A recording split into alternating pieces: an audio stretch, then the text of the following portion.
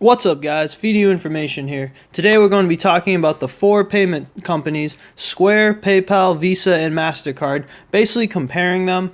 I'm going to just get straight to the point. As of right now, if you are more aiming towards a growth investor standpoint, then Square is looking the best because they have a 41% revenue growth year over year, and on their last earnings, hold on, scroll down to it.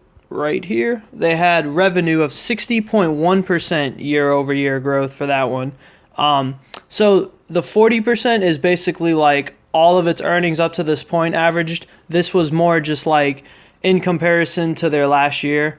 But I just like to go ahead and compare that because that means that right now their growth is looking like stellar. 60% is a really good quarter. That doesn't mean I'm interested in Square personally, and that doesn't mean that you should necessarily invest in anything that I talk about, guys. It's just check it out kind of concept.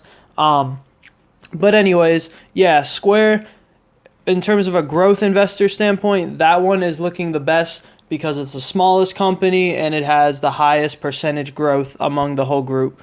However, the other thing I wanted to point out was how PayPal beat Mastercard on total revenue. So if you take a look at Mastercard's last earnings, they had revenue of $3.67 billion, which was 20.3% year over year up. And if you'd like to go ahead and compare, their year over year is 22.2%. But understand, when comparing them to Square, they're a lot bigger company, so that doesn't necessarily matter. But they're pretty close in size compared to PayPal. And if you look at PayPal's last revenue earnings,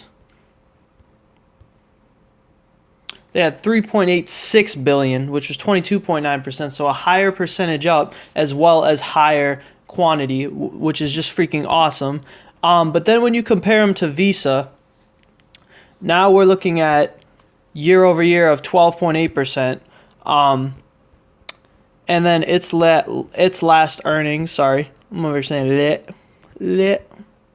revenue of $5.24 billion. So as you can see, that's the highest amount of revenue out of all the other companies. And yes, you could say it's biggest, but regardless, you want to see a lot of revenue. You want to see that they're looking the closest to actually being cheap. You know what I mean? Because if you take a look at the valuations of all of these companies, guys, you would have Visa at a PE of 36 in comparison to Mastercard's 48.22 PE, to PayPal's 54.96 PE, and Square doesn't even have a PE yet because they haven't had a full year of profits.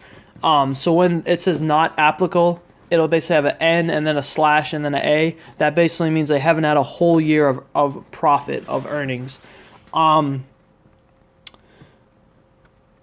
And if you were to compare all these companies' debt, you would have Visa at a 0.6, so this is debt over equity. Visa with a 0.6, Mastercard with 1.1, and PayPal with no debt at all. So that's something to definitely consider. Right now, in terms of like the hot seat, PayPal seems to be looking like the most like whoa, just because they just recently beat out Mastercard's revenue, and they have no debt, which I really like. The only other companies that I know is Nintendo and Facebook, but it's funny how I keep finding companies now that have virtually no debt and a good-looking balance sheet. But yeah, so that was my analyzing of all four of these companies, basically. And if I were to pick one to invest in, I'm already invested in Visa and Mastercard. Those would be my two off the bat just because I use them every day, guys. So that just instantly wins regardless of what the overall valuation, like whether I'm taking a value standpoint, so I care about the PE and the debt, or whether I take the growth standpoint and the highest percentages, I would still right now choose Visa and Mastercard over Square and PayPal simply because I use it every day. That's something that I'm just like, okay, if I'm going to be using it every day, I'm helping them accrue revenue every day, and I know a lot, millions of people. I mean, the transactions on Visa and Mastercard, I'm pretty sure PayPal and Mastercard are probably pretty close to transactions, but Visa's in the trillions, guys. So it's a lot more transactions. But all those things are just to consider in those videos. So whether you're a value investor and you care more about that PE and that debt, or the growth and you care more about the percentages, just understand that there has to be a hidden niche behind one of these companies that you just have to see that makes them win over the other three. Or if you like all four companies, invest in all four. It all depends on what kind of investor you want to be. A diversified investor or a sole investor with that one company that you're just like, yes. But anyways, thank you so much for watching. That was pretty much it. If you enjoyed this video, please leave a like. Make sure to subscribe. I got way more content on the way. And these were the payment companies. Video information out.